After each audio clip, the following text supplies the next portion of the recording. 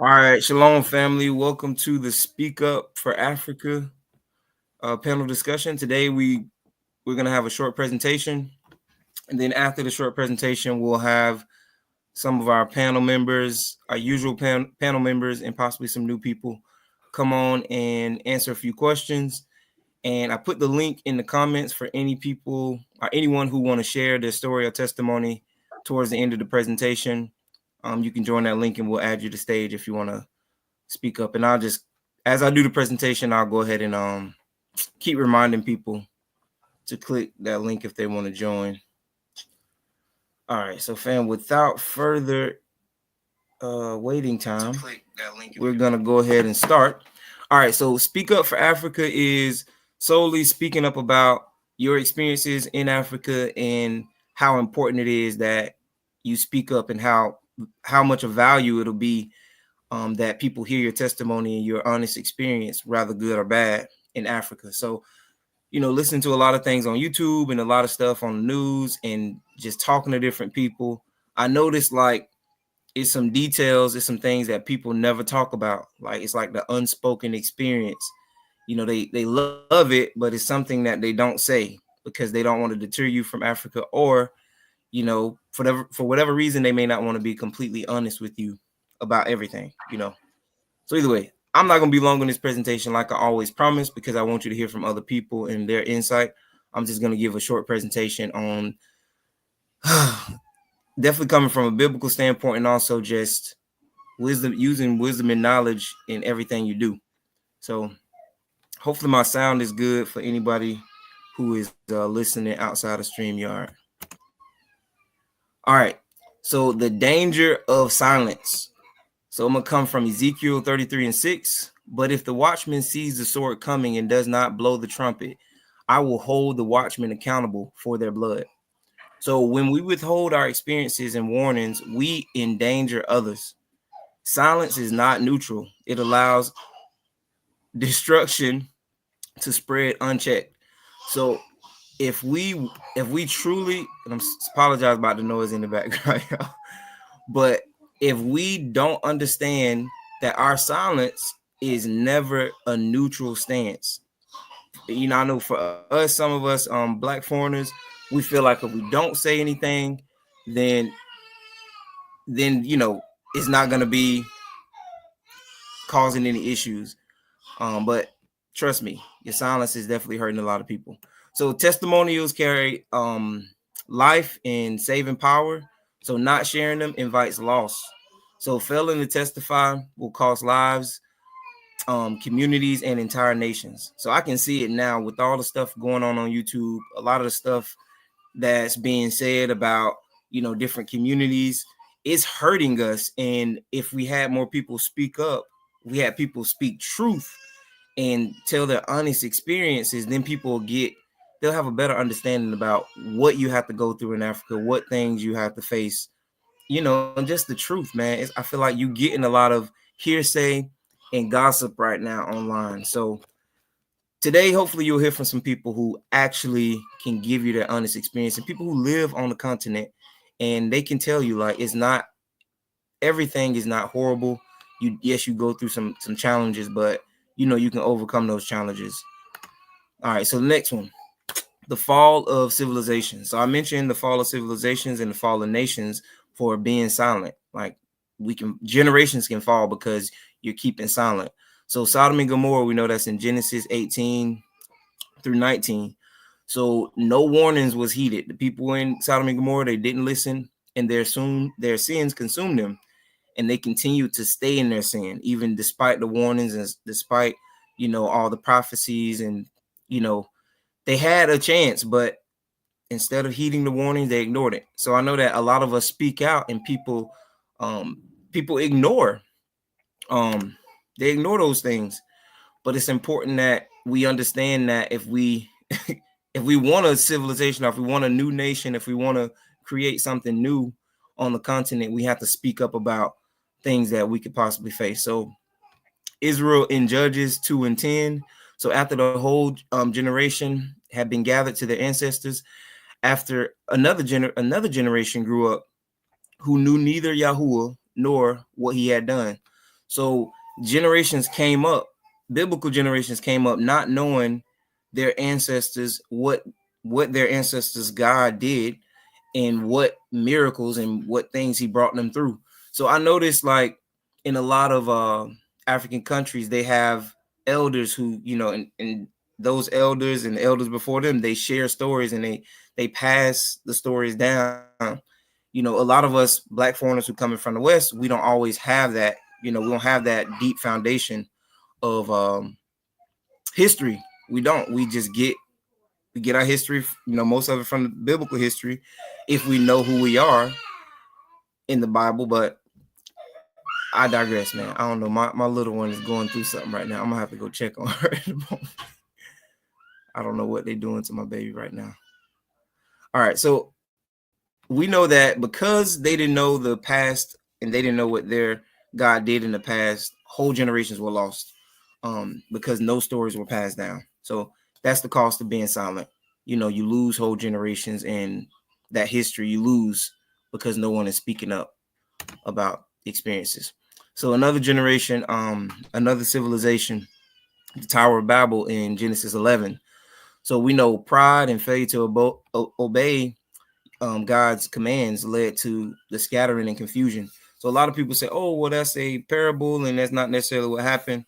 That is exactly what happened, because nations will fall when testimonials and divine instructions are not passed down.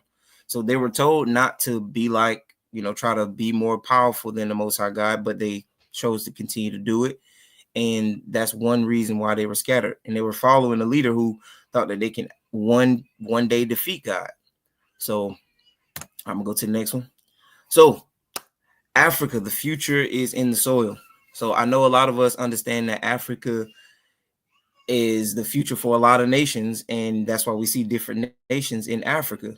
But if you don't understand that Africa has long been the foundation for global wealth and resources, culture, labor, every nation of people thrive with Africa behind them, and they thrive from Africa, taking the resources and using the resources.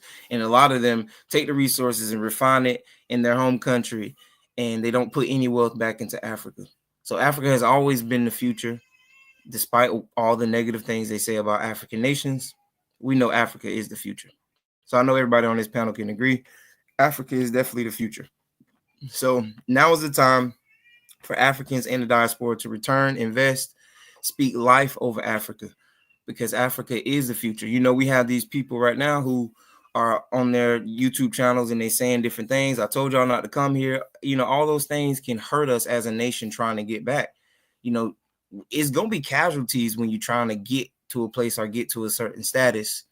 So I'm going to read from Proverbs 13:22. A good man leaves an inheritance to his children. So Black foreigners coming from the West and other countries, we don't always leave wealth, and we don't necessarily know how to do that because we're too busy giving our wealth away. So we don't know how to come together as a people. So I think that's another big thing we don't talk about as a people, Africans and diaspora. So I'm not completely sure. Maybe Ben can give some more insight on Africans in Africa. Like, is wealth being passed down? And then I know from experience, we don't always get left wealth. We get sometimes left with medical bills and expenses that we have to pay. So at the end of the day, that's definitely not the best for us as a people. All right, y'all, I'm at 9 minutes. I'm doing good, man. All right. So again, plant the seed. So your story, your investment, your obedience can shape Africa's future. So speak life over the land. So we just need to, raise it up, for the next generation in truth. So if we don't raise them in truth and speaking life over Africa, we're always gonna have that negative. We always gonna have that negative light over Africa. So Africa is not just the cradle of civilization, but it is the seedbed of the future. So again, y'all, plant that seed for Africa. Don't plant that negative seed because you had a negative experience. Tell your experience, talk to other people, see how you can possibly redo it, or do it even better the next go around. All right. So again, this is my final call for those who want to speak up about their experience. I know the panel is going to speak up, but we want to call other people to speak up if possible. So speak up and sow a seed of life and save other people. So we don't want these other big YouTubers speaking out for us as a people, you know, as a nation, because some of them don't want to be unified with us as a people. So that's what really like stood out to me with all this stuff that's going on. You know, they're not necessarily speaking out to unite us. They're speaking out about the things that we go through as a people, and they're hurt about it. Seem like they don't want us to get taken advantage of, but they're not necessarily speaking life into us for us to overcome and come together as a people. You know, they ain't speaking unity. So these are not the type of leaders that I'm willing to follow. I'm not, you know, I was telling my wife, like, we can't just rely on them to get our information and structured presentations about how we should set ourselves up for Africa. We're done depending on these YouTube talkers. Like, we need to do the work. So Revelation 12 and 11, they overcome by the blood of the Lamb and the word of their testimony. So we already know your word is always going to save you. So your story can save lives, your truth can heal generations, and your investment can change nations. So us investing in the continent is so important.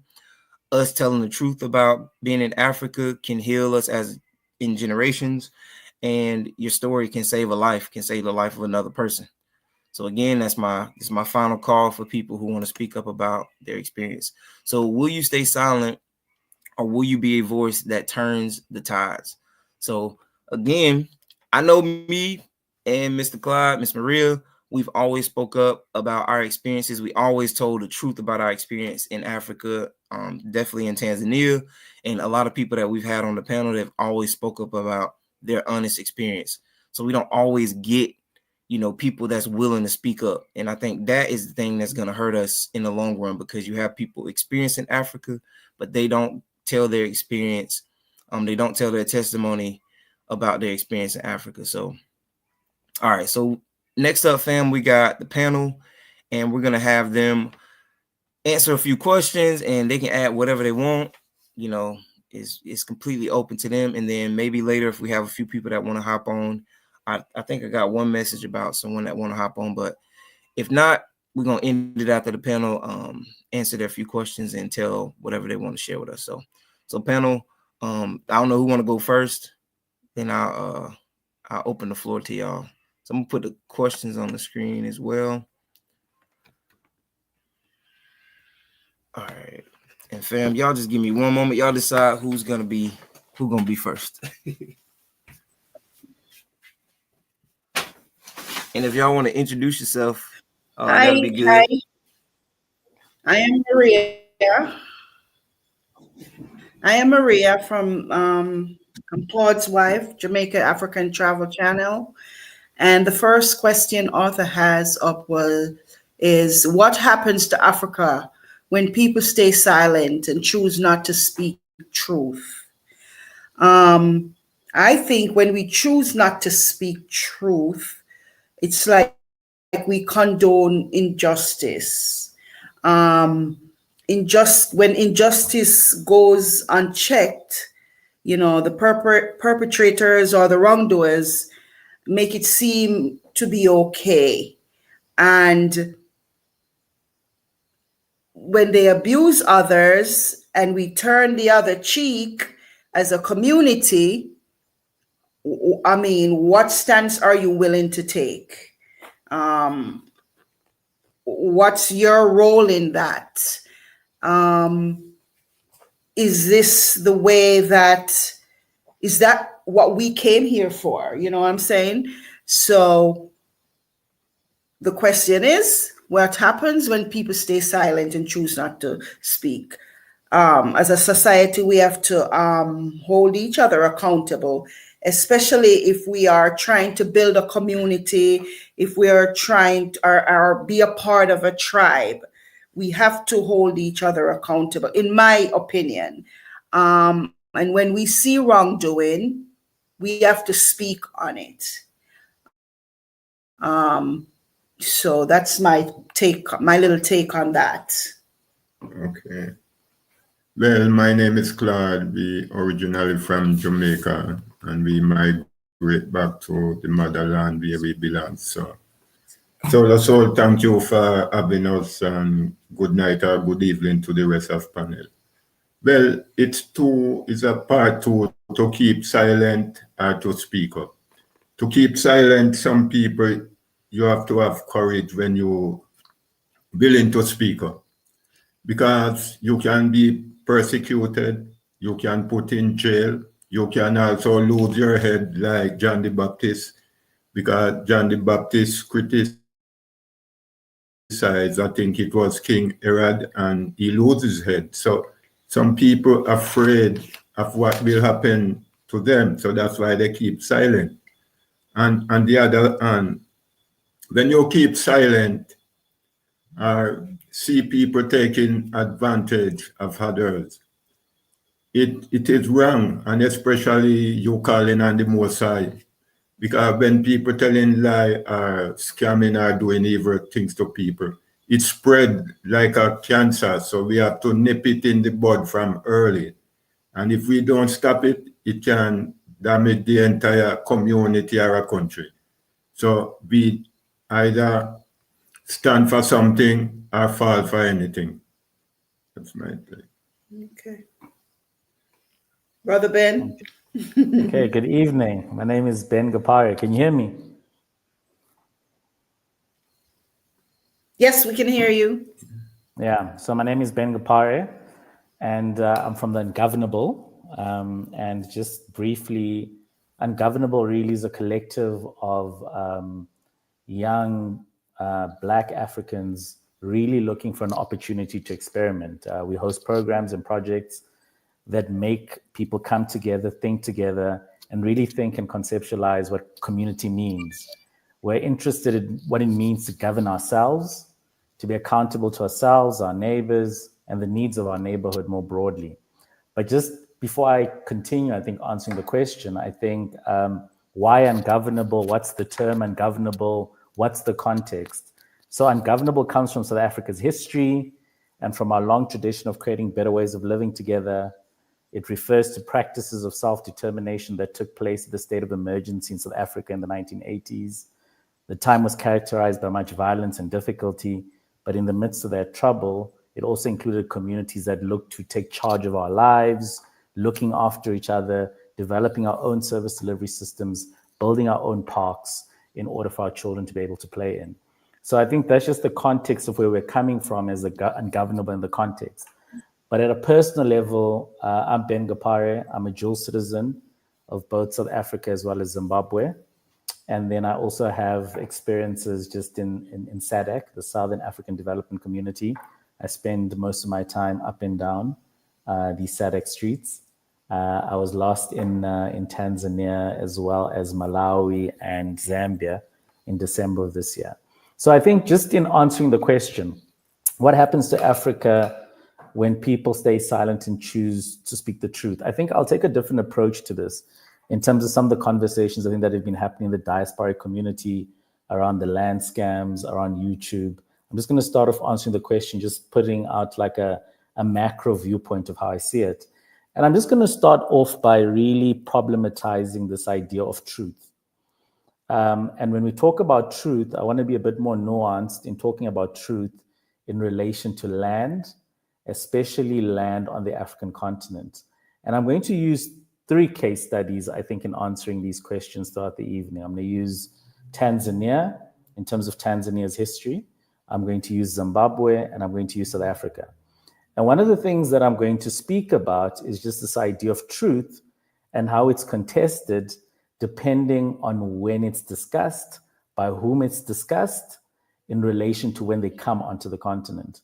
And I think one of the things that has happened, especially because of Africa's history, be it colonialism, be it a diasporic African-American community coming in, be it different people coming into the continent, they come into an already existing system that is contesting these issues around truth and land. So if I look at a country like Tanzania, for example, in relation to some of the things that we've been hearing this week, for example, on different platforms, I was particularly, I'm not going to get into too much detail, exposed to relations about YouTube commentary in relation to YouTubers based in Uganda, speaking about what was happening in Tanzania and experiences in terms of other YouTubers. But what was quite important was that there was no conversation really about the history and the context to which African Americans find themselves when they get onto the African continent.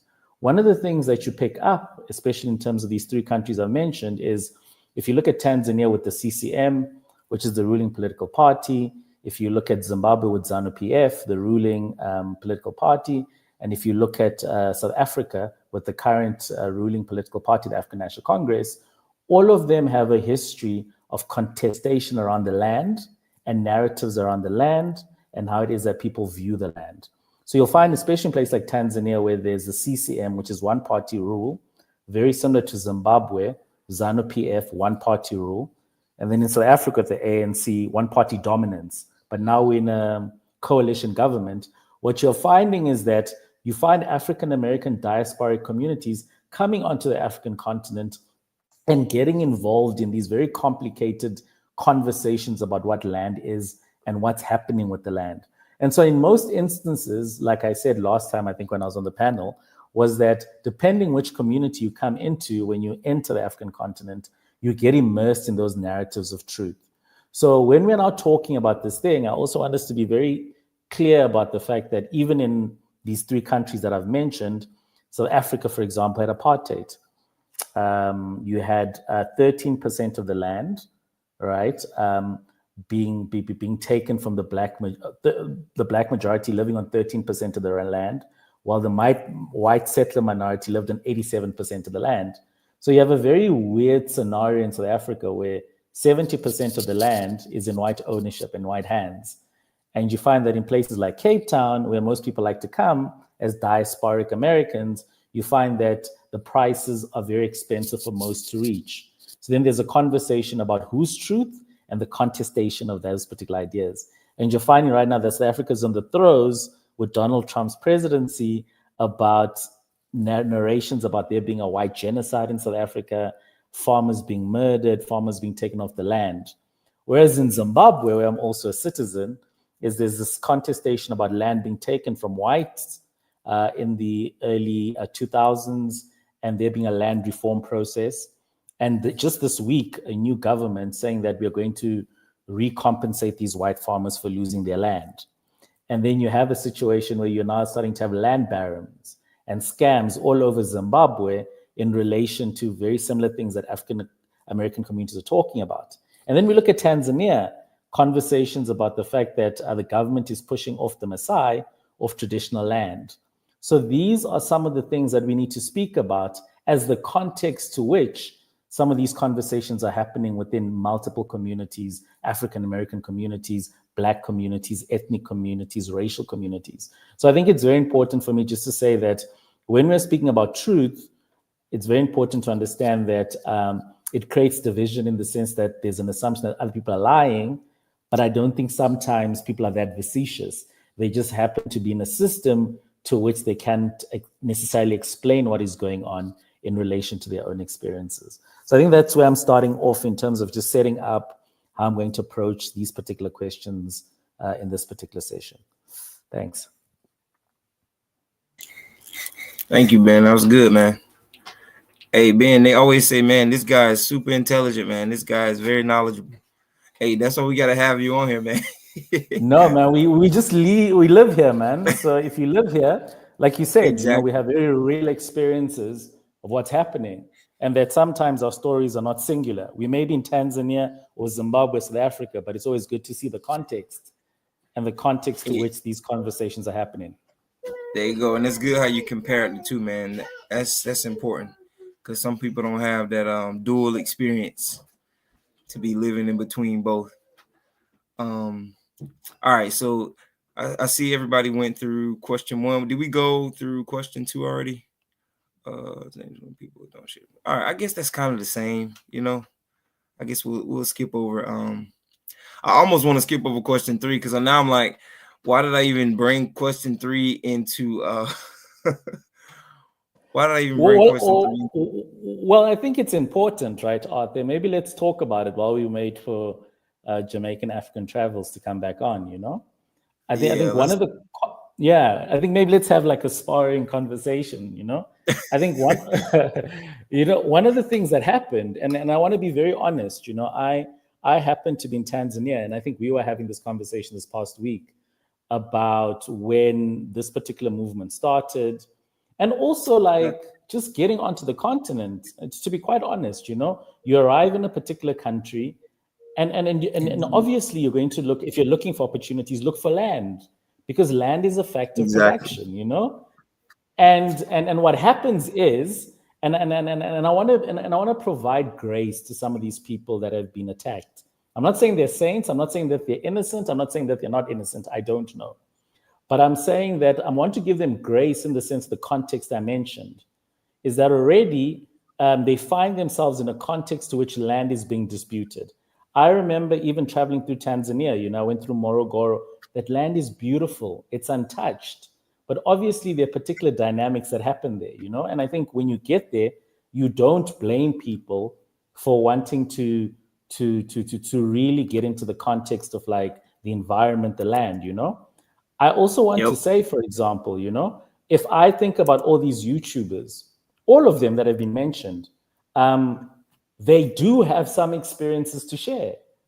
I'm not defending, I'm not trying to get into a conversation, but they locate themselves in a relatable fashion to what takes place when you land and arrive in these contexts. It's scary, it's isolating, you're losing money, you have no family, you don't speak the language, you are very displaced. And I think one of the things that we've got to be very honest about is that in that context, can we have a conversation more broadly about how it is that we find ourselves having to navigate the true context of what exists within like a YouTube phenomenon of like, you need to make money, you need to have likes, you need to have views, etc., because these people are needing to survive. So I do think that maybe there needs to be a conversation, there needs to be a platform about the fact that I don't think sometimes scamming is an intentional thing. And maybe we need to have a conversation more about survival mechanisms, the African continent, what are the different struggles that people face when they come into the content, lack of infrastructure, opportunities, and how you take opportunities in ways that don't look like you are being aggressive or outcompeting certain people. And one of the things, lastly, just to wrap up in terms of the sparring, is this conversation about different contexts. I know, for example, Southern Africa, where I'm largely based most of the time, has a different intellectual relationship to East Africa. So I find that when I get to East Africa, I can have a conversation, multiple conversations within an African American diaspora community in SADC that is high level intellectual about most of the issues that we talk about in this platform. When you get to East Africa, it's a completely different conversation, mostly because around skills, mostly around history, mostly around traditional practices. So that's also a very important conversation to have, because I always watch YouTubers in East Africa having conversations with themselves because there's no response. There's no response. They're not having conversations with the locals. It's not happening because Tanzanians don't communicate. It just doesn't happen. And we have to look at is what's happening in a very different context to like us sparring communities in Cape Town, Johannesburg, Harare, Bulawayo. That's a completely different imagination.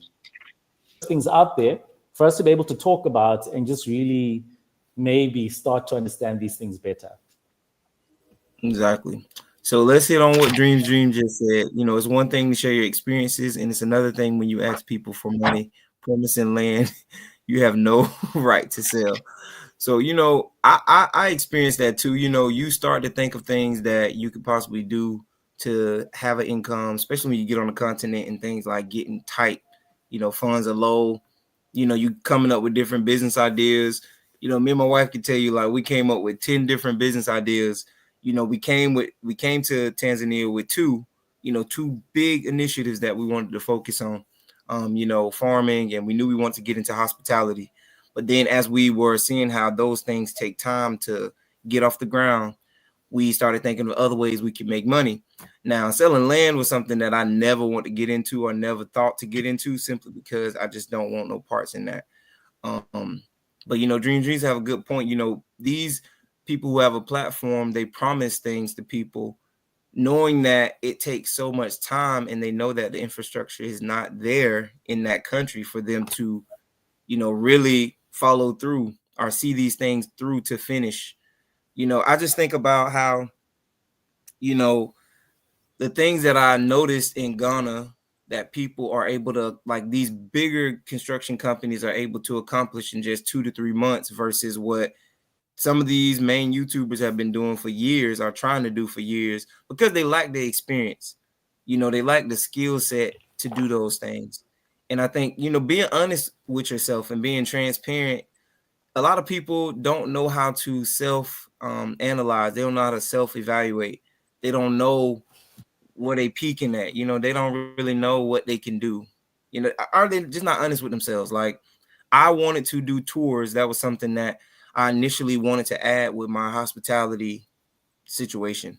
And I know eventually I'm going to be able to grow that, because I have some local people that I've been connecting with, and people who've lived there their whole life. Like, they can do the tours. I'm just going to help with the capital and setting up, what we need to follow through on these different things. But a lot of people, I think that's the downside of the diaspora getting back. We jump into businesses that we can't necessarily succeed in when we get on the continent. Like, we need to figure, we doing things that are like copy and paste. We see somebody else doing it, so we want to do it. And everything ain't for everybody. So, and Jamaican African Travels, we just started with our Ben gave his response for question 3. Can we trust the popular YouTube movement leaders who speak for Africa, and how do we know who's really helping? So, Ben made a good point, trying to understand from both perspectives. And Dreams made a good response about, it's a difference between surviving and promising people things that you can't really deliver on. Like Arthur, I want to ask a question, and I like what Dreams is speaking about. But let's be fair now. Like, let's look at the continent, right? And I've written down a couple of things that, because the reality is we live in a free market, and that's an ideological thing, right? It's people want to make money. It's capitalism. And when you get onto the continent, let's be fair also. Like, I think I'll put selling land as one aspect. Another one is minerals that comes up, especially on the African continent. Gold, we're talking platinum, we're talking about natural resources, tanzanite, whatever factor of production that might be. We're talking about oil, we're talking about diesel, we're talking about petrol. And I'm just saying, to a large extent, that when you come onto the continent, you find yourself within an already existing industry.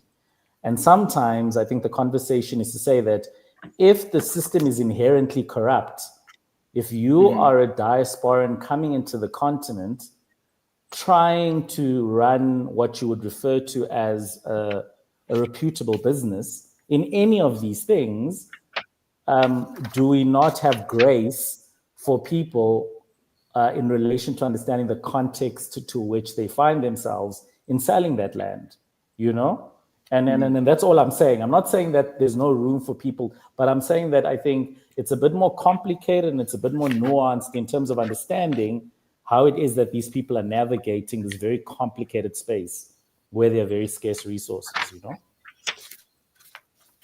That's true. I agree. I definitely can't agree with that, man. It's the resources are not always there. And I'm gonna just shut my mouth because I'm the host, so I'm gonna try to be unbiased and just say I understand what you mean. Because I feel like if I speak on it, I'm very biased. Can I go back? Can I just jump in right here and go back to question number 2? Okay. Yeah. Go ahead.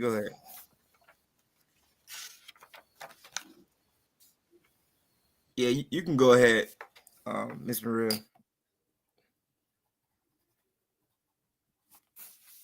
I think it might be a delay.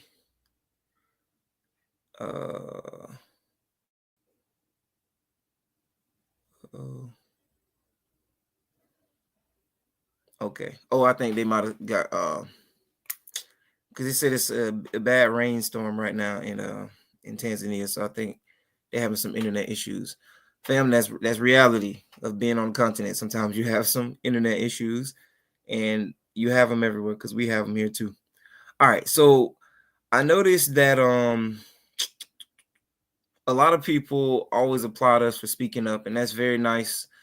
And I think we've been speaking up for a long time about our experiences in Africa, but us speaking up, like, is it really helping us? Like, I don't believe it's really helping people because people are making the same mistakes. They're doing repeat. They're like doing the same thing year after year. Like, I met one guy in Bahari Beach in Tanzania, and he had been in the country for 12 years, and he was working on he was doing mining. And the way he articulated the information he gave me about his company and what they do, and I'm like, oh man, that's awesome. It's good to hear a person that's not on YouTube that is telling me their experience, and they are not out here advertising it to everyone. But I gave him my contact information, my email and everything. But then later on, maybe a day or so after, I got an email from him. He was looking for investors, and me, if you're going to ask me to invest in something and you've been here 12 years, I would like to see what have you profited from, this company, and you're wanting me to invest in it, but can you show me something? Can you give me some numbers? And what I did was I did ask him if we can come and tour, because I knew my family would be coming in. I was like, okay, well, can we come tour a site? Maybe you could tell us a little bit more. He did tell me what he needed, for his company or whatever, the things that they wanted to purchase with the investments. But, he didn't give me a outline of what I would see. That's just me thinking business. I want to see what your profit margins are like. What am I going to get out of the investment? And I know us over here in the US, we watch Shark Tank, and that's one thing they ask people before they invest in something. They say, hey, what does it cost you to make this product? How many did you sell last year? What are your projections for the next year? Like, what are you telling as an investor? I want to know what I'm going to get out of it. You can't just ask people to invest in something blindly. Yeah, I know these startup companies, sometimes they want you to join their movement and invest in what they're doing, but then they have no projections for the future. And I know one thing about it. We teaching some people some stuff right now, and it's already on the internet. You can go on YouTube, and any basic video, it's so many videos about investments and investors. They can tell you how investments work and how you get a return on your investment. And it's just basic business. I know some people just don't have that business mind. They don't think about it. But, I agree with you on that, being like where you come from, because people are investing in things, because they believe in what these people are doing. And maybe at the beginning it was genuine, but things happen. Resources are not there. They have some road bumps, and, they have to switch some things up. But I guess it's a risk you take, man. I don't know. I don't know, man. If y'all don't ask these questions about what you can get from, these companies that you invest in, and then what's the point in investing if you don't ask these questions? So, but I think you're raising such an interesting question, and maybe I'll stop talking when Jamaican African Travels comes back on. Is this conversation about informality? And I can't stress this enough, is because definitely when you land on the African continent, be it in South Africa, be it in Zimbabwe, be it in Tanzania, be it in Zambia, be it in Malawi, what you tend to find is that a lot of stuff is informal. And I hear you in terms of like talking about like their profits and their books, their balance sheets. But the reality is that there's a lot of informality, and everything occurs outside the formal. It's not taxed. It's not. So you're already operating in very precarious situation from the get. So then the conversation then is like, already when you get onto the continent, if you're coming with the formal mentality, what is your benchmark if you're dealing with the informal, right? Like, for example, in South Africa, we have about 60% unemployment amongst the youth. And by youth, we mean between 18 to 35. We have quite a comprehensive social grant system, But the reality is, how are these children surviving? How are these families surviving? They're surviving in the illicit economy. They're surviving in the informal economy. It's not taxed. It's not apparent. It's not formal. And so I'm saying is that, like, there is an overflow here. And then I think we need to be very honest about, because I think that's why we maybe don't get far, is that we're just not having really honest conversations about the fact that, obviously, yes, if you've got a formal education, you're from the United States of America, you went to an Ivy League school, obviously you're going to do well. But we need to take also into account. Sorry, I'm going to stop there. I think Jamaican African travels are back. Yes, we're back. Thank you so much. We're having a rainstorm, and the internet keeps chipping out. But one of the things I wanted to say, back to question number 2, is that when a lot of people when they see that they have made a mistake and they keep that information to themselves, not realizing that if they don't speak up, others are going to come and they're going to fall into the same problems and have the same circumstances. So I believe you have to share what's happening to you, and you have to find a way where we can resolve it or heal from it. And you have to try to prevent others from falling into the trap. If you just sit around and do nothing, then it's an injustice to everybody that's preparing to come, that's on the ground already. So that's my take on that. Well, it is very important to share information with people, because a lot of us live from the West coming here, we ignorant about either the law of buying land or doing business here. So we on the ground for 4 or 5 years, and if we involve in buying land or doing business, we have some experience, so we have the knowledge, can share with people. So if we hide it, we're doing injustice for the diaspora. And for us, we share the information, and people said we fighting against them because we try to help other people. Because to be honest, buying land at foreigner here, you cannot buy land here as an individual. You have to buy through a company. Neither buy or sell, it have to go through a company. And for all the people that send their money here, they don't know the half of the information not coming forth to them, because if the seller tell them the truth, they would refuse from sending their money. Because I just met one lady, and when I told her that you have to register a company and you have to have the Tanzanian who hold 51% of the shares in the company, she said, no, I cannot do that. But I said, it's the law. So you have to abide by it. So a lot of the people, the truth, who survive the land are announcing land selling. They're not telling the people the truth. They're hiding the truth. So for me now, who not selling the land, I will tell the people the truth. And that's why we get hated. And also, Arthur, I have a different perception on when you say, should you go to the bigger platforms and should we listen to what they're saying? Sometimes you got to listen, but you're not going to be naive, and you not going to let anybody lead you somewhere blindly, because how else are you going to get the word out that this is happening? This has to stop. People, beware. Do not send your money. You should not send your money to people who have no business skill set, and you shouldn't. And if people we're saying it, we have been saying it, we don't know if they're listening to us. And if somebody else with a bigger platform shouted from the mountain, maybe somebody will listen. Maybe somebody will hear them.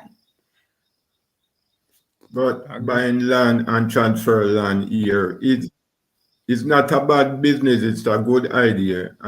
But the thing is, if someone sent you the money to purchase land on their behalf, hand over the land peaceful to the people when they come. And if you telling people that, oh, I'm going to use my company to buy the land on your behalf, you need to give the people proper documentation to show that they are part owner of the company. Don't give them a run around. And if they ask you information, you get block and delete. That's no good. That's dishonesty. I agree. That was a good point. I guess we can go into what Dreams Jean just said. You know, she said, asking for investments in business, you have to be able to show investors how additional funds will be used to advance the business. And I think that's a big part about being transparent when you're doing business with people and doing any kind of transactions. So I can just be upfront, and I always use y'all as an example, Jamaican African Travels. When you guys help us with stuff, you know, you're very transparent and upfront about every expense, like every detail, and we always outline everything. And I just think that's a good way of doing business, because you don't take people's money and say, oh, well, I had to go over there and buy a couple, a few more bricks or blocks for this, and I wasn't, I didn't account for it when I initially told you. Like, as a business person who's been doing business on the continent, you know that you will have additional expenses that's going to come up. You plan for unforeseen or miscellaneous things that you don't see, that may not come up, but you foresee them happening later because you have experienced it. So then that just raises another question. Do you have the experience to be doing what you say, you want to be doing for people? And I think a lot of people just don't have that experience. And I agree with you, Mr. Rudd. Arthur, I want to ask a question though. I want to ask a serious question, because I think that's where maybe we start to have a difficult time. So, for example, right, what business am I into? I'll use myself as an example, right? I deal with solar street lights and floodlights. And December, I happen to come to Tanzania. And I want to explain just the practical thing that happens here. I am based in Johannesburg, and I'm also based in Mashingo in Zimbabwe as well. When you cross the border, there are fees that you pay to cross the border. But the reality is that you can come to an immigration official, and the immigration official may ask you for a bribe. So I know, for example, I'm delivering solar from South Africa to Zimbabwe. I've already costed in what my prices are. I get to the border post, and I find myself 2,000-3,000 rand behind schedule.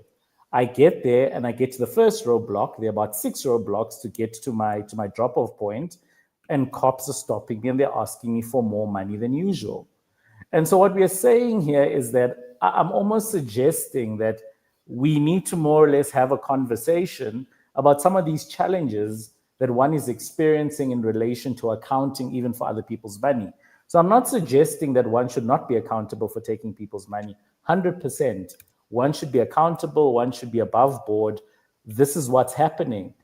But also, when someone is talking about this issue of truth, someone may really let you know that something has happened in relation to the transaction going pear-shaped. So I think when someone then goes onto a platform and says that no, and not giving someone an opportunity to respond, as someone who runs a business, anyone who's run a business knows that there's some customers that are not happy. And if a customer is not happy, you need to have an opportunity to respond to a complaint. And when that complaint comes up on board, you then interact and then find a solution. So I also think that there should be some grace in affording people the opportunity to have a conversation about what is happening in relation to transacting in Africa, because it's not smooth sailing. This informality costs money.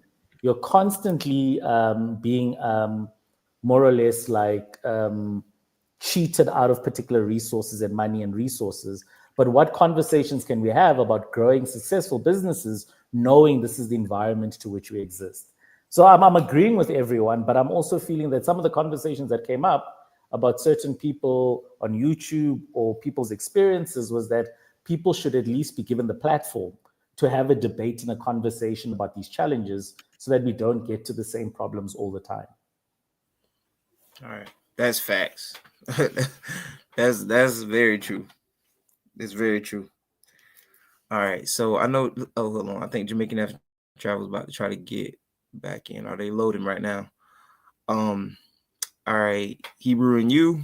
They're saying, I agree, sharing information, experiences, both wins and losses is very important for those that are seeking this knowledge. I believe this is key.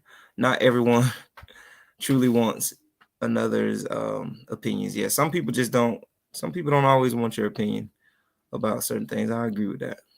I can respect that. I can say a lot on that too. That's true. Cass, you'll know them by their fruit. Roll right past that too. That's very true. And dreams. Let's read this real quick. I keep blocking the comment for some reason. How do you send your money to someone to build a house in Africa when the individual wasn't a builder in the U.S.? At best, they have real estate wholesale experience. Yeah, that's true, man. I know it's crazy, but fam, I'm gonna try not. We really didn't intend for this panel discussion to be too much discussing land and issues like that. Unless somebody's giving their experience, because I feel like we have dissected all these business transactions enough. Like, we understand. I think a lot of people understand where they're at now. And I think the horn has been blown by a lot of us. Like, you can't send your money without first getting to the continent and getting that experience and seeing things with your own eyes, because that's a big thing, to send your money to a construction site and not even know what kind of ground or foundation is being built on. So it's a lot that go into construction. And I wish that we could have a engineer or a construction company on here to talk. We got to work on that. Maybe we'll have somebody who can take us through, being, if you know somebody who can take us through building on the continent, all the things that you go through as a builder and face, so people can understand. Like, they think for some reason, and I know a lot of channels, I think like King Gonda, and he mentioned that too, like, you don't understand, it's a lot to build on the continent. It's not super cheap as they make it seem. They make it seem like it's so cheap. But let's be fair, Arthur, right? Let's be honest about what happens though. Like, let's even look at Tanzania. Let's not go far. Let's look at the laws and the schedules and how much you need. Those change, and those can change every 3 to 4 months. And let's be honest, that's also what happens in Zimbabwe as well. Sometimes certain products, when you're building, are duty free to get a pass, and then sometimes you're charged VAT on it. So I think the reality is that you're always dealing with different dynamics that are. I know they've got the Africa Free Trade Agreement that they've been talking a lot about on the continent. But the reality is that you don't see it. Like recently, like I said, in December, I happened to travel through South Africa, Zimbabwe. I crisscrossed Zambia. I went into Tanzania. I was in Arusha for a little while there, which was actually extraordinary. But I was quoted $8,000 like I was telling you, to climb Kilimanjaro. Yeah, that's something crazy. Else is going on there, right? And then when I land in Kilimanjaro, in Arusha, I think they call it the Switzerland of Africa, you get there and everything is just so overpriced, and everyone is doing it, right? And then I even went. I'd been to, while I was living in Dar es Salaam, I was in in Zanzibar all the time. I get there this time, and there's an insurance cost, and I'm like, where's this insurance cost coming from? So what I'm saying is that imagine you have a project, and a project even when you're doing project management, this thing that you're talking about like a budget, you have a budget for a particular project, it's going to cost you this much. You can't plan like that. And I think, and I know what people are saying, and I'm just saying that the reality is that we are really in a very precarious situation where laws, schedules are changing all the time, and you're having to constantly adapt. So even if you're building your own home, or you don't have experience doing these things in another context, The reality is that you find yourself in your new context and you're sometimes trying to upskill yourself. And sometimes you'll find that with an African-American diaspora community, you sometimes even know more than the locals. Then that's quite a real issue, because you may not be skilled, but you may be semi-skilled, where you're dealing with people who can't read and write and are unskilled. So we're saying that people can provide contributions depending on what skill level they are on. And I think that's the difficulty of the African continent, is that there's so many opportunities because there's so many problems and there's so many unskilled people. So we want to encourage people to try new things, be not risk averse, because that's how economies grow, depending on what you believe. But the reality is that what is that balance, Arthur? And I think that's the question we're asking ourselves is, what is that balance between knowing that you want to take risks, you want to grow your business, you want to grow the economy, you want to have a skills transfer, you want to upskill people, but in the same breath, you have these challenges when you're trying to do this. Exactly. Go through as a builder and face, so people can understand, like, hey, everybody hate to hear their own voice. I do. Okay, so I think Jamaican African Travels just needs to respond to, well, I think they responded to question 3. So maybe we can go to question 4, and then we can just wrap it all up. And I think we have Brother Michael that's trying to get in too. So Brother Michael, we're gonna definitely let you in right after question 4. So Ben, you want to take question 4 first? So what role does truth and honesty play in building a strong future for business in Africa? So like I said initially, I think I'm just going to attack it in both ways. I think the truth on the African continent is very nuanced. And I think the truth means different things to different people, especially around this issue of land. Like I initially said, if you come to South Africa today and you speak to white South Africans about land, they've got a completely different experience to Black South Africans about land. And you add a different dynamic when you bring in African Americans to discuss land. When you have the same conversation in Zimbabwe, it's very different because the same political party under Robert Mugabe expropriated land. The new government is compensating the land to which they expropriated from people who took land from the indigenous people of the land. So what I'm almost suggesting, and then if you look at Tanzania, like I was saying to Arthur the other day, Tanzania never really had an economic growth spurt. It never had what you would argue like a peak in terms of industrialization. And so what you're finding is that what we see in Tanzania is some of these developmental challenges that happen in places like South Africa and Zimbabwe, because this is a country grappling with investors, US dollars, grappling with infrastructure development projects, infrastructure money, debt levels, the International Monetary Fund. So there's so many factors that influence how it is that what truth is on the continent in terms of some of these issues. But also in terms of being honest, right? And that's what I mean, is if you're having a conversation with a particular person of a particular community, they're telling you their lived experience and truth. And they're being honest with you as far as possible, but there is a definite clash. I think I liked what Arthur spoke about clash of civilizations. And if you go back in terms of really understanding what's even happening, is that the role of the Chinese, as the role of the United States of America on the continent, is well documented and well known. And Arthur talks about the fall of civilizations there, you know what I mean? But that's the thing, is that you're having a situation where you have different interests, different ways of approaching business, different mentalities, different relationships to the land, different ways of thinking about the land. So I think we need to be a bit more fair, because I remember even this conversation on question 3 that's happening on this debate on YouTube about how it operates. To be quite honest, most Africans are not educated. Most Africans don't have a high school qualifications. Most Africans can't read. Most Africans can't write.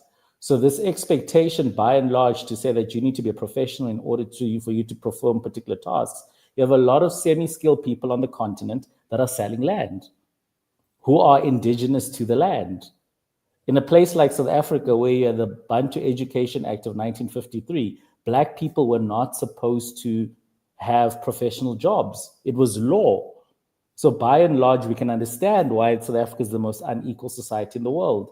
So that is the context to which African Americans come onto the African continent. So to what extent are we being fair about someone coming onto a platform and saying that, no, if you didn't sell this thing in America, then why do you on the African? Because the African continent is different in that way. And that is why certain people see opportunities on the African continent, because so much doesn't work. And there's so many opportunities in the unskilled and semi-skilled that you yourself could really see new opportunities, new career trajectories for yourself. So I think that's also another conversation we need to have. So I think let's touch on that. Let's touch on that. I can't let you roll past that. So, let's talk about this. I know y'all heard Ben.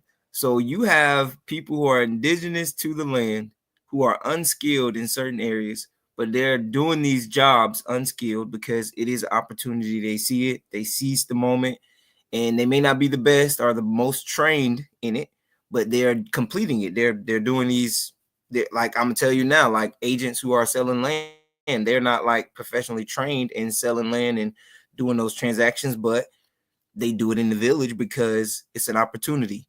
So now, us Black foreigners, the way we judge a person or the way we measure a person, because we deal with unskilled people. That's like seeing a startup. They've never had a restaurant before, or they have never done this type of business. But us people, Black foreigners, I know us because we're so into this Black business thing now. We are willing to support our brothers and sisters at the beginning phase of their business, you know, because sometimes you may support somebody who's honest and they're going to do everything right. You know, they may make some mistakes, but you give them grace. You say, hey, I know you made a mistake. And me personally, I opened up my first personal training studio, 7 years ago, and I didn't know anything. I knew I could train. I knew I could work out. But every time I had a bad customer experience, or if I had somebody who wasn't pleased with my service, I always apologize and let them know, like, hey, you know, I'm new to this. I might have made a mistake on your meal plan. I might have made a mistake in not, you know, scheduling you or whatever mistake I made. I always apologize. And I always, you know, you give refunds, you know, you just try to do that. You know, some people practice good customer service. The issue is for us as a Black, I don't even speak for us people in the community. If we don't see you have any remorse or concern when we bring our concerns to you, then we're gonna judge you harshly, because now you've taken my money. You beat me getting mad and upset because I'm pointing out your weakness. And that's the thing. People don't want to accept their weaknesses or their shortcomings. As a professional, you know where you're not good at. I'm gonna use my doctor as an example. I went to a doctor, I got blood work. He said, hey, and Dr. Johnson he's been a doctor for a long time, but he said, hey, I don't know what this hemoglobin is in your blood. He said, I'm going to go on Google. And he said, I said, you going on Google? He said, yeah, I'm going to go on Google. So he told me, he said, hey, I apologize. I don't know about this. I'm going to send you to a blood specialist, because he said, you can't be a jack of all trades. I can't sit here and try to explain to you, and then I tell you something wrong, and then later on down the road, you get sick, and you're like, well, Dr. Johnson told me, you know, he's been doing this, and he, you know, the thing is, this guy, and he was a Caucasian, and he said, hey, he apologized. He said, I'm going to Google, and I'm going to send you to a specialist. So right then and there, he started off with good customer service.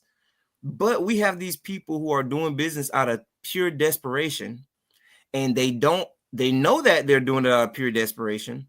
And if you had any ounce of respect for yourself, you would be more apologetic at the beginning instead of coming off as harsh to people. And I'm speaking on it because I experienced.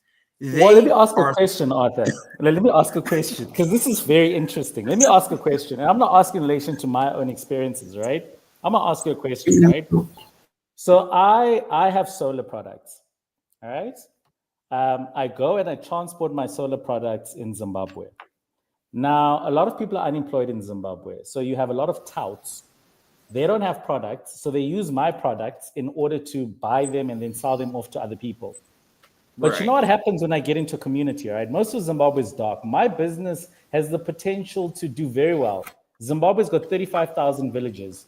And if I put one solar light in all those 35,000 villages at 40 US dollars, I could make a lot of money for myself. All right? Right. That's my business.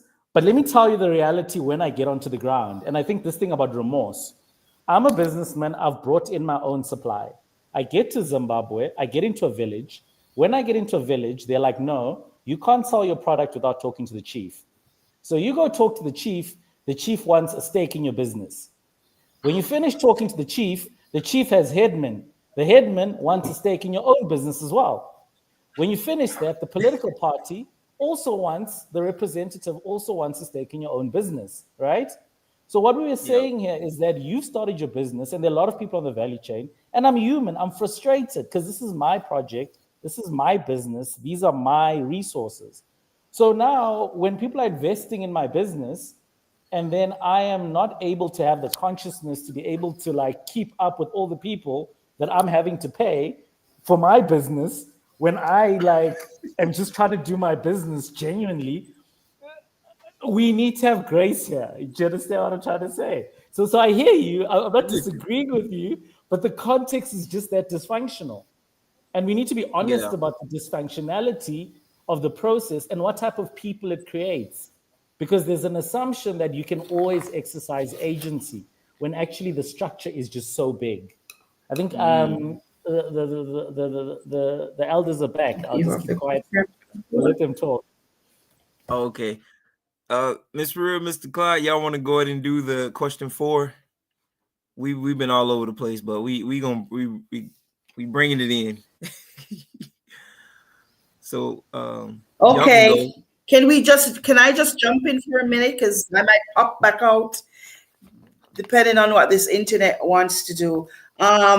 Question 4, truth and honesty. What role does it play? I'm going to take it from a personal level, not a business level, because Ben is dealing with it from a business level, but from a personal level, truth heals. Honesty builds trust between people, between our tribe. Honesty builds trust between your neighbor, who you have to work with. Truth exposes corruption. Truth exposes stealing. Truth can expose manipulation, and it exposes abuse. Truth can also unite and help us to build unity. Through exposure of whatever corruption we see, whether it's your neighbor that's beside you that you got to call out, or whether it's somebody that you're buying something from on the street side and they're trying to manipulate you, you can expose it.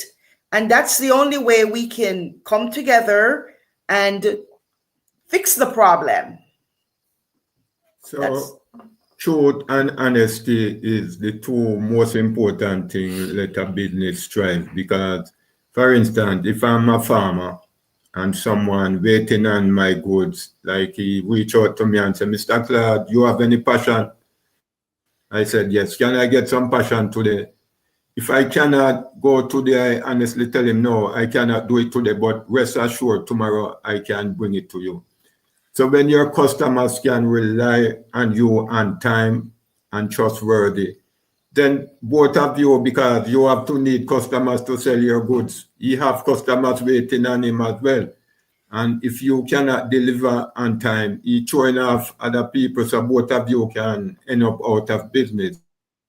And that's why we have to keep the trust going. Because if you cannot make it, just be honest and say, I cannot make it. Why telling lies? Because you won't have a business.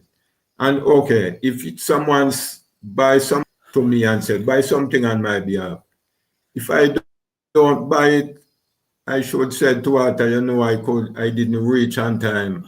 So another time, just honest to him and tell him the truth that I could not make it. Don't, when he call and ask me, I try to disrespect him or like things like that. Be honest up front. And if me and Arthur are doing business privately, Why, if we have a dispute, I have to bring it on social media to discuss it for the entire world to know what we have not getting? We disagree. So we should always do things professional and as a be business honest. person. Yes, and that's how our business thrives. Because it's not only about making money, it's about building relationship.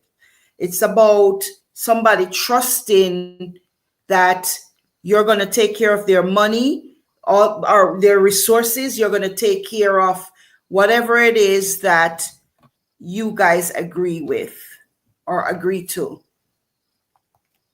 So I agree. that's my take. So Yeah, that's it. those are good points y'all made, because if if you keep making promises that you can't keep, eventually your business is going to be, it's not going to be good. Your business transactions won't be good. So I get where Ben is coming from, because he understands it. Ben, you understand it from living and being there, because as a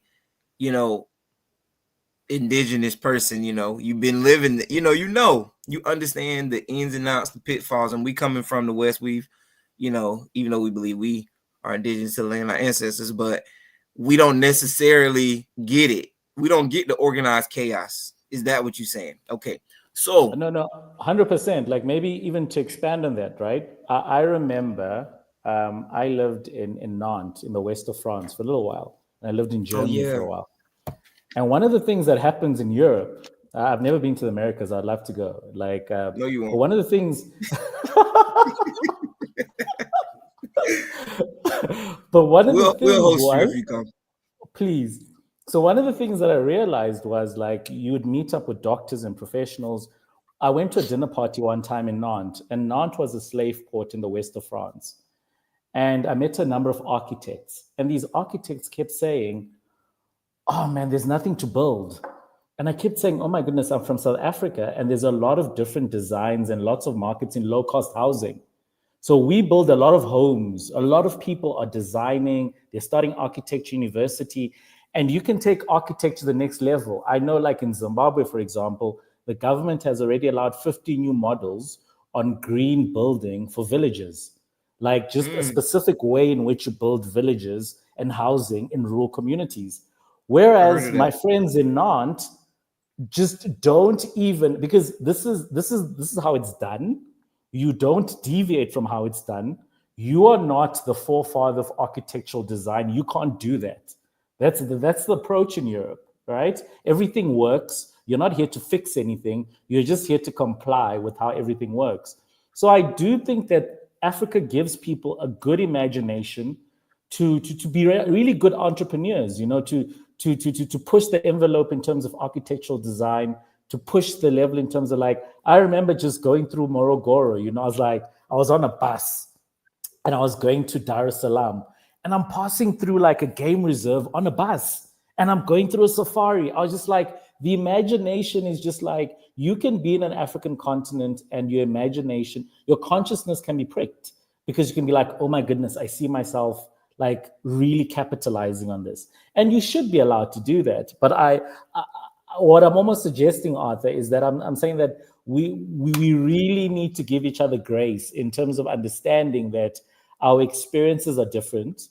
We have a more recent colonial history, very recent. And by very recent, you're meaning like less than 100 years ago. And what you're finding is that this way, or this approach that African Americans have, is lost in translation to our lived reality on the continent. So when African Americans are coming and they are providing solutions, I think in a South African context, yes, you stand toe to toe, but in a Tanzanian context, it's very different, because of their cultural experiences. They would approach this thing completely differently. So I do think that there needs to be room in having that conversation about cultural disjunctures and how we understand progress and what development means to us, values. And I think the elder spoke about values. And I think those values are where we lose each other, because sometimes we miss each other in terms of like really interpreting where we're coming from in relation to those values. And those values really influence what we mean by truth and honesty and what we're doing to approach these things, you know? And I think that's the difficulty, because Africans are operating from a space of informality and hustling, for lack of a better word. And African Americans are coming with a very formalized approach, which sometimes has its we own hustlers obstacles. too. Some of us are just ruthless hustlers.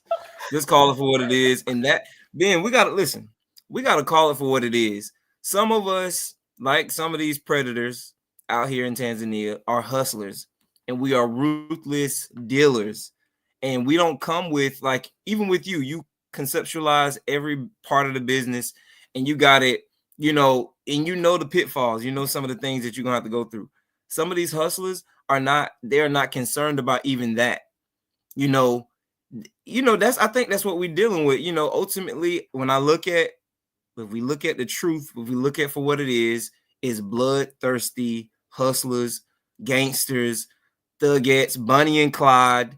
You know, these are some of the worst types. Like, these are the types that would be behind bars in the US if they were here, because your temperament is not right for doing business. Every time you have an issue, you want to fight somebody. You know, if I beat every person down who has taken something from me, you know, I would be in jail. You can't behave like that. And even in Tanzania, you really can't behave like that.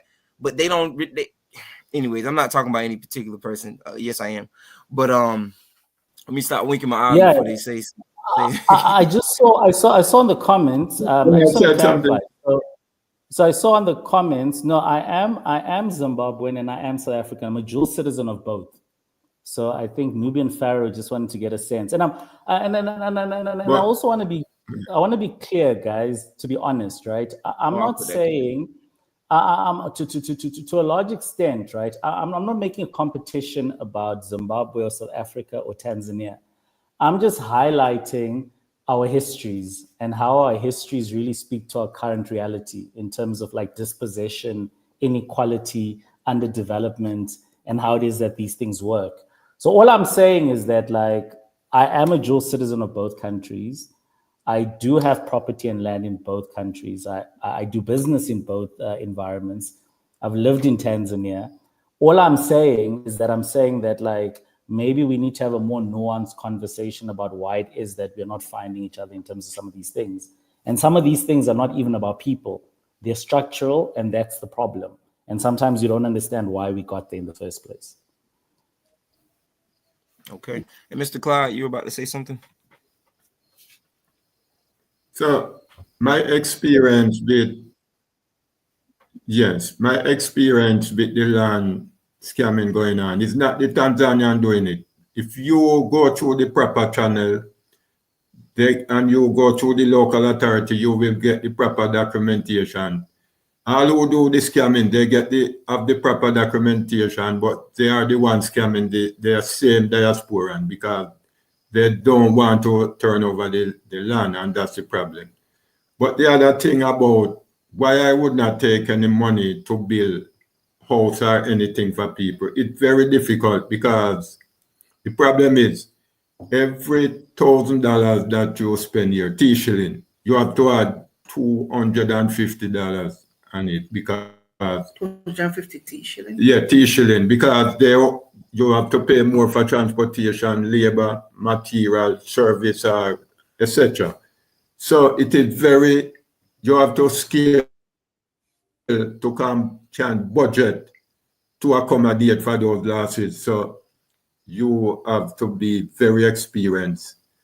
And if those additional costs arrive, all you do, you call the people that you're doing the business with and say, look, this is what happened.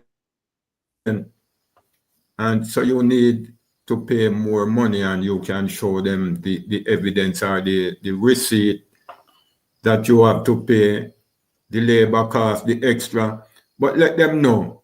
Don't, when they call you and said, how my house or something don't finish, you're going to cost them out. Just deal with the thing professional, and let each other can know understand each other. Okay, that's facts. I agree. So, panel, listen, I'm gonna open it up again for more insight for people who wanna, but I wanna just touch on something again for those who are always listening and and not, and we don't want to force people to speak up on things, man. We don't want you to feel uncomfortable. We don't want you to feel like we're always calling you out. But I'm listening to the things that some of these popular people are saying about our fellow Black foreigners who have invested in Africa. They're saying things like, you know, they're dumb. You how could you believe in Africa?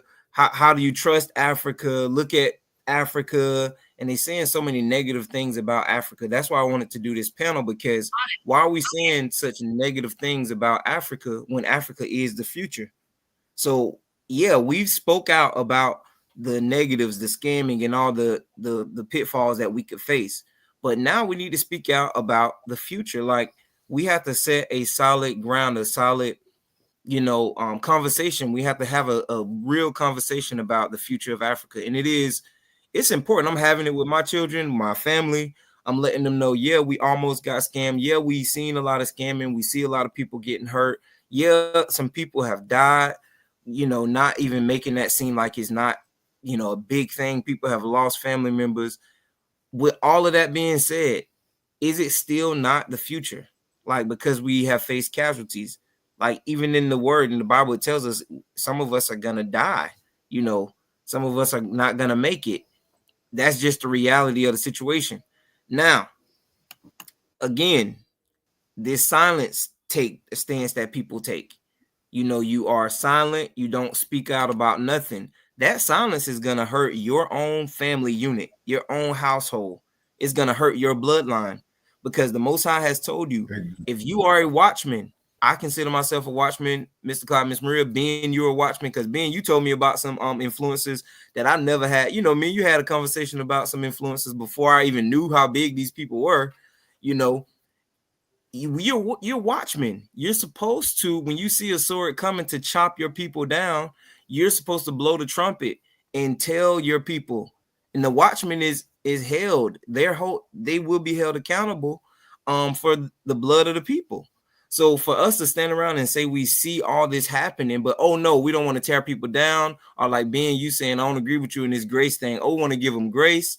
If I take $300 from Mr. Clyde and I promise him that, hey, Mr. Clyde, I'm going to take you over here and show you these mango trees and give you samples and sell you seeds. But I take him over there and I give him one seed and one little plant. But I promised him 300 plants because I sold him, I told him that I was going to do that.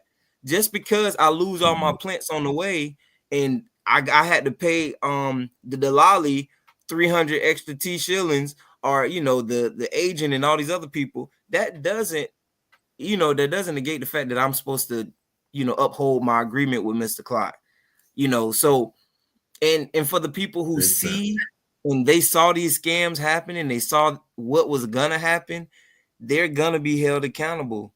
So yeah, we've been warning people for a long time about everything. So I'm gonna just say this again. And you speak on being a watchman, and I'm glad. Yeah, you speak on being a watchman, and in the Israelite community, that's what most of the women are expecting. Because what we have noticed is that there are a lot of women that they are the ones that's being deceived. They're the ones that doesn't have the covering of a husband or a son or, a male figure in their lives when they're trying to come over here. So guess what? My husband has to be a watchman for all my sister friends that are coming. So we have to be accountable to each other, and we have to look out for each other, no matter what. That's my take on it from a personal perspective, not a business perspective.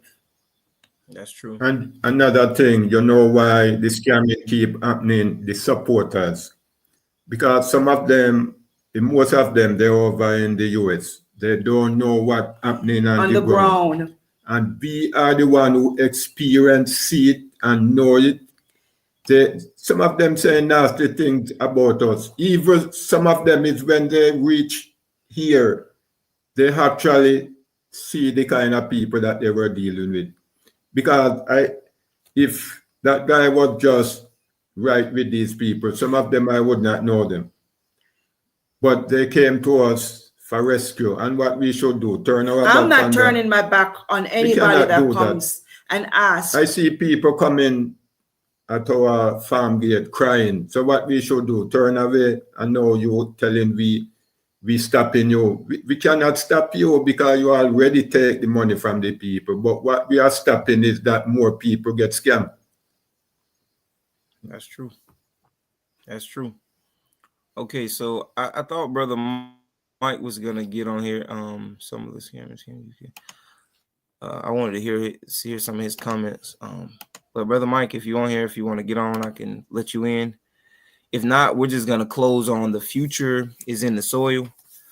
Because I want to talk about how wealth and resources, global wealth and resources, and culture, everything from everything African. Ben, you live there, so you know. And Mr. Cloud's real. Y'all been living there for a while. You see it. And I'm back in the West, and I can see like all inspiration for things come from Africa. Inspirations for fashion and everything comes from there. This lady came into the school the other day and she had like a tan, and I heard someone say, "Oh, you have a spray tan," and she said, "Oh yeah," and I looked up, her skin almost bronze, and usually, she ain't even nowhere near that color, So I'm just like, we, like the Bible tells us, we will be a spectacle, man. Like everyone wants to be us. Every inspiration, everything comes from Africa. And I mentioned the skin thing because the culture. Exactly. Wealth and resources, man, like everything comes from Africa. And people can debate this and say, "Oh no, we don't," especially the people here in the West, they swear up and down like we don't need Africa like that. We just, we travel to Africa. We go there and go on safari. We go there to see the animals and all that, and we won't get nothing else from them. Like, man, if you only knew, you wouldn't have anything. Your computers, your cell phones, none of that stuff will work without resources from the continent. So I wanted us to understand, like, what do y'all feel about, leaving an inheritance? Like, how do we leave an inheritance to our children's children, if we don't speak up or speak life into Africa? So I know Ben, I know you want to leave a legacy because of all the work that you've done. Same thing, Miss Cloud, Miss Maria, y'all want to leave a legacy. You want, long after you gone, you want Jamaican or Claudia and Maria farms to be sitting there, and you want to see, foresee your ancestors and family and people that's grafted in to be coming on your shamba, and you want to see, that's the future that you want to see. Like, even though we all leasing land, whatever, we understand we leasing it from the government, but if we're doing everything the way we need to be doing it, can we really have a future in that soil there? So I don't know. Do y'all see yourself really being on the continent, or see your ancestors being on the continent? Yeah, I don't know who want to answer that first, but yeah. So Well, we're not going anywhere. We're not going anywhere, and I'm sure as time goes by and everybody starts to come this way, yes, telling them the importance of just being who they are, Africans. This is where we come from. We are the seed of the soil, and we're returning to it. So that's my take on that. Yeah, well, for me, I came to Africa to build generation wealth, and there is no other place, no other continent could allow me to have generate any generation wealth beside Africa. Because I was living around in the West, and I have never part one of any piece of land. And the moment I came to Africa, I have that opportunity. I live in off the grid. So everything I could do here much freely, less expensive than round of the West. So now I live in Africa. I see my future more brighter than any other time, and I have wealth can leave, give my children or family member or friends when I leave Earth, because I build a foundation here and we want to build more on it. So for all the people who are afraid of Africa, this is a place that every Black people need to be, because this is where we come from. There is no other nation on earth is as important or talented like Black people. We have the two greatest resources, human resources and natural resources. So we are not poor, we are wealthy. It's just the Esau tribe, they try to manipulate us and steal our wealth and telling us that we are a third world country or we are poor and poverty. While they're robbing our resources, they bring some bags of flour coming from the West, giving us and take our expensive resources and gone and make a lot of money from it. So we sitting on great asset over here, and that's why I know I am the chosen one, because the Most High, there is no other continent the Most High did trod beside Africa. So I know it's a great place, and I'm so happy I made it back to the motherland. So I wish and I hope that many more can follow the braveness that we take. And you know, everything you're doing, you have to experience it. And repatriation is about restart. When you come to Africa, you have to start all over again. So keep that in mind. If you work hard, consistent, you can achieve it. Yeah. No, thank you. I think Arthur, man, I think this final slide here, I think really speaks to some of the challenges we're having. I think, like, for me, as someone with like mixed heritage and living in two different countries, Zimbabwe and South Africa, first of all, I've been fortunate enough to travel the world, but you're not welcome. So my home is here.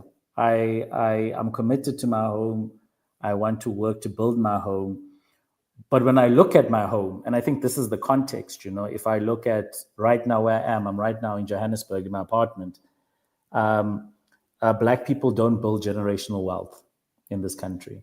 Black people do not have enough money to retire comfortably. South Africa is the most unequal society in the world. If I look at where I was last year, you know, Zimbabwe, you know, 40% of Zimbabweans suffer from mental illness because of the economic challenges that are taking place. So I think that's where we find ourselves, in an environment to which there are very real, harsh realities, but plenty of opportunities. So we're committed to the continent, but I think that's the dystopian reality. That's the difficulty of where we find ourselves, is that we're having to navigate this amazing opportunity and these amazing opportunities we have on the continent.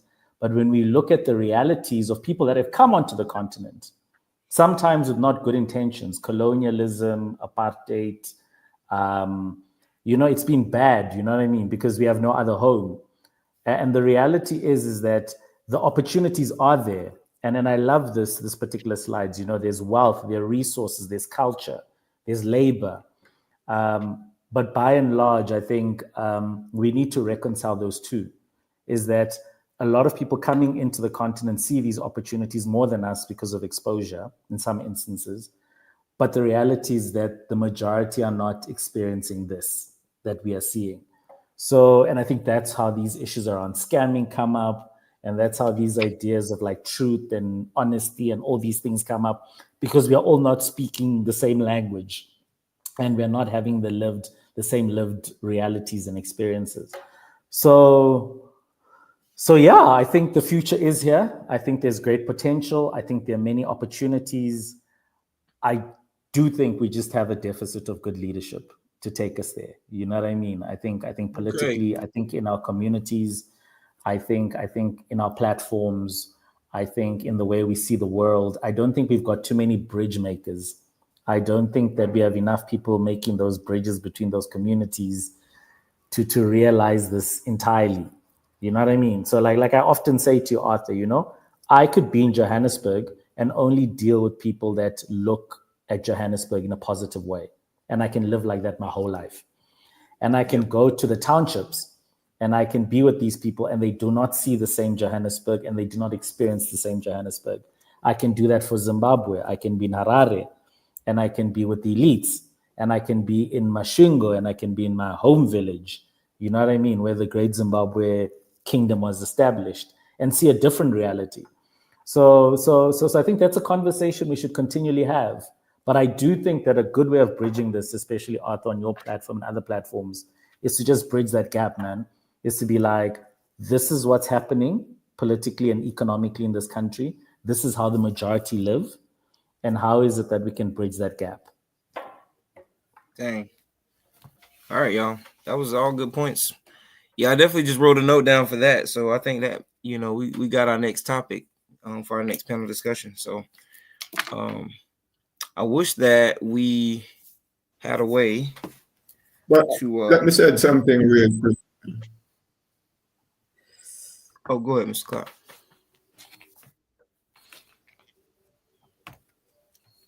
You good, Mr. Clark? You can go ahead.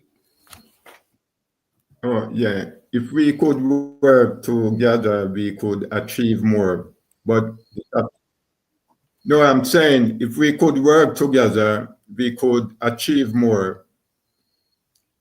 But because of this mistrust and dishonesty, it won't work. And if we don't get it right, because if all of us put little together, because not many of us come here with a lot of money. So if we could pull together, we could build something much huger that in the long run, everyone could benefit. But the mistrust and dishonesty, it's so hard to get it done. All right, that's true. I agree with you. Okay. So fam, let's end it there. I think we I don't like to sound like a broken record, man. I feel like we touched on a lot of good points, and for the people who missed it, they can go back and listen to the replay. Dang, I forgot to take my little take the Canva little website right there. That's not disclaimer, that's not my website. That's like from the template that I used. But anyways, I'm gonna just take that off the slide. It's been not too long. So fam, if you enjoyed this panel discussion, you can join the next. You can share this panel discussion with different people who just want to hear different discussions about experiences in Africa. We did open the floor up for people to come on and share their experiences. Like always, we don't always get people to speak up, but let me just big up our panel. Jamaican African Travels. If you need consultations or repatriation assistance, they can help you repatriate to Tanzania. They can help you from the starting phases all the way up until you transition fully into the country. They can help you with the pre-planning stages. And if you just want to travel, they can help you with that. Let's go to Brother Ben. So Brother Ben also does solar lights in Zimbabwe. I'm pretty sure he can connect you with some solar lights in South Africa. I'm not sure, Ben, you correct me on that. Ben, could you please big up your organization one more time, because I need to get more versed on your organization too, so I can at least be able to, advertise it, man. So, no, I think with us, it's then governable. So we're based here in Parktown in Johannesburg. And what we do is that we run a community garden here where people grow their own food in our local community. But we have a number of projects. But if you want to see what we do, go to theungovernable.org, where you'll see like what we do there. But we're an NGO, we're a non-governmental organization, not profits per se. We're just interested in making sure that we're looking at models and modalities for communities to grow their own food, be self-sustainable, self-sufficient. And then on the side, I'm running my own solar business, solar lights, solar floodlights, solar street lights, and energy-saving light bulbs. So that's what I'm doing currently.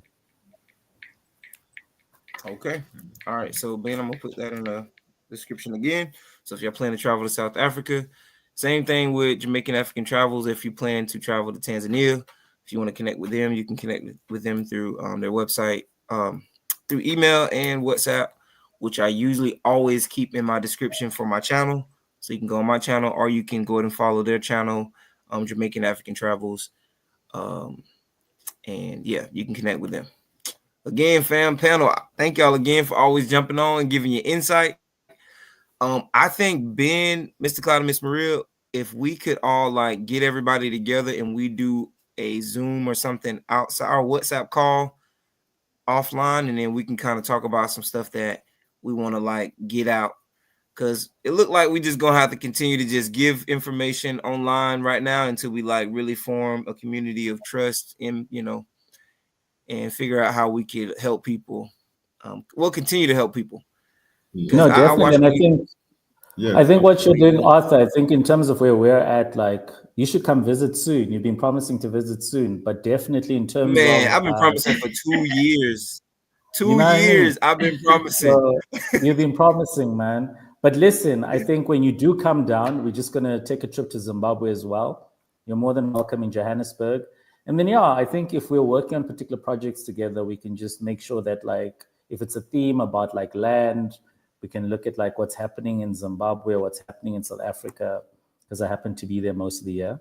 Half of my year I spend in Zim, half of my year I'm in South Africa. So those are conversations we can definitely have. Okay, yeah, we definitely gonna do it. All right, y'all. I'm sorry, y'all, for the people that's in the comments. Y'all. Thank you for having us, Arthur. Yeah, thank you. Hey, thank y'all for coming, and we're gonna end it there. If y'all want to reach out to any of us, y'all can reach me at origindinal@gmail.com. All right, y'all have a good evening, good afternoon. All right, Ben, we're gonna talk. Thank you. Thank you. Thanks. Okay. Okay. Right, peace.